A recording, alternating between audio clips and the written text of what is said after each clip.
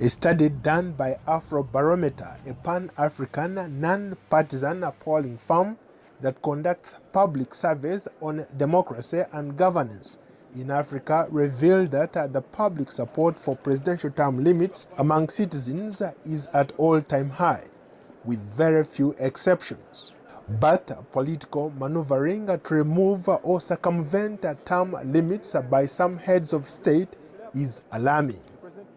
The new kid on the block, Ethiopian Prime Minister Abiy Ahmed, is proposing to amend his nation's constitution to introduce term limits, even though Ethiopia is a parliamentary system which does not normally require term limits. In April 2018, Sierra Leone's opposition leader, Julius Maada Bio, was sworn in as president, replacing incumbent President Ernest Bai Koroma, who abided by the country's constitution. In January 2018, George Weah, a former international football star, was sworn in as president of Liberia, succeeding incumbent Ellen Johnson Sirleaf, who stepped down at the end of her second constitutionally allowable term. In 2016, voters in Senegal cast their ballots in a referendum to reduce the country's presidential term from 7 years to 5 years. Senegal's move is in stark contrast to many of Africa's long-time leaders who have successfully amended their nation's constitution. For example, in Burundi, incumbent presidents have exploited ambiguities in the law to extend their terms. In Rwanda's latest election, President Paul Kagame won with nearly 100% of the vote, securing a third term in office.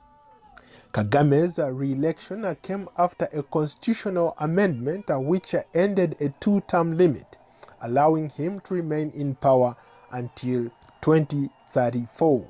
Last December, Uganda's parliament voted to lift the age limit for the presidency, setting the stage for the longer-time leader Yoweri Museveni to rule indefinitely. Museveni changed the constitution in 2005 to abolish term limits.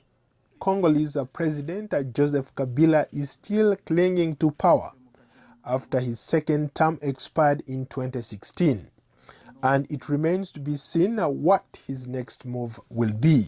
Equatorial Guinea's President Theodore Obiang Nguema Mbasogo has ruled since August 1979. He won a fifth 7-year term in 2016. In neighboring Cameroon, Paul Biya, who has been in power for 36 years, but he's facing his most serious political crisis yet over the ongoing internal conflict involving the Anglophone Cameroonians and the government. Idriss Déby, who has ruled Chad for 28 years, could stay in power until 2033.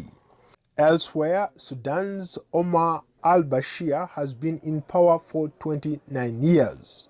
Political observers say weak institutions and rubber-stamp parliaments make it easier for presidents to eliminate term limits. Paul Ndiho, VOA News, Washington.